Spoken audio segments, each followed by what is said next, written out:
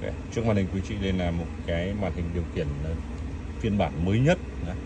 Tôi có lắp đặt cho cái con trục vít công trường quý chị nhìn. Hôm nay tôi sẽ làm video để tôi hướng dẫn quý chị cách cài đặt cũng như là sử dụng cái màn hình này. Nói chung về cơ bản thì nó rất là dễ anh chị ạ. Màn hình này nó siêu thông minh. Tôi có cải tạo cái con trục vít này theo yêu cầu khách hàng. Trước đây nó sử dụng nguyên bản là 230 pha, sử dụng biến tần điện Nhật bãi 230 pha nhé. Và cái này thì tôi đổi thành 380. Video này thì tôi sẽ hướng dẫn quý chị là cách cài đặt áp suất này. Quý chị vào menu nhá. Cái này thì có thể là sử dụng hai chức năng. Một là sử dụng nút cứng này, nút bật máy, khởi động máy này, nút dừng máy này, setting này, lên xuống này. Thì trên này nó sẽ có hai cách để cài. Một là sử dụng màn hình cảm ứng, tôi thì tôi thường sử dụng màn hình cảm ứng vào menu này. Thì muốn vào cái phần cài đặt áp suất, ở đây thì sẽ có rất là nhiều các cái thông số khác nhau ở trong máy này, quý chị nhìn đâu.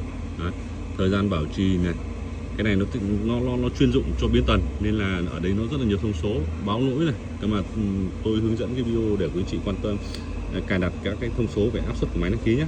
Thì vào đây quý chị nhá, hiển thị này load press full này, cái này áp suất khởi động lại này 0,5 mpa này, áp suất chạy không tải này là 0,7 mpa này. Còn dưới này thì các thông số này thì về timer, về thời gian rồi, và tôi cài đặt sẵn rồi.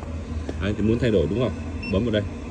Thì nó yêu cầu password này, ấn tiếp vào đây, ấn vào đây.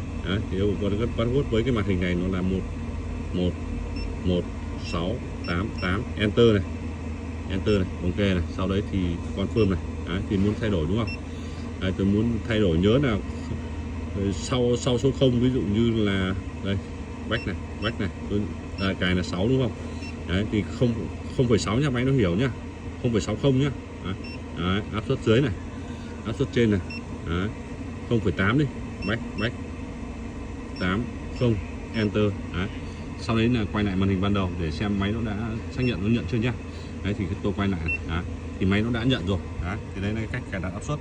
Ngoài ra thì ở trên này nó sẽ hiển thị rất là nhiều thời gian này. Hiện tại giờ Việt Nam là 16 giờ 39 phút ngày 25 tháng 1 năm 2026. Thì khi mà chúng ta cài đặt thời gian nó chuẩn như này thì các cái thông số về lỗi của máy thì nó sẽ rất là chính xác này quý chị nhé. Lúc mà 13 giờ 30 phút ngày 25 tháng 1 thì tôi có bị lỗi này. Các cái lỗi nó hiển thị trên này quý chị nhớ. Thì rất là dễ xử lý. Đấy, bây giờ thì tôi sẽ bắt đầu tôi tiến hành tôi chạy thử cho quý chị nhá. Ok, bấm này. Thì tôi có thể ấn nút cứng cái đây cũng được. Đây nút start đây, nút stop đây. Nhưng mà thường là tôi sẽ dùng cái nút cảm ứng đấy. Chạy máy này. Máy chạy.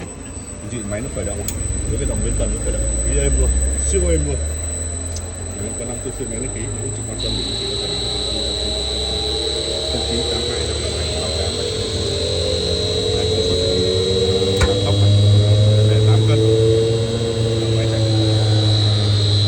Nếu chị quan tâm đến máy đăng ký thì chị có thể 0982 chuyên máy đăng ký. Ngoài cái việc cấp máy đăng ký thì chúng tôi dừng máy này, tôi sử dụng nút cứng để tôi dừng này.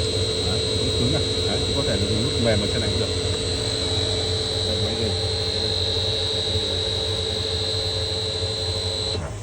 Máy dừng.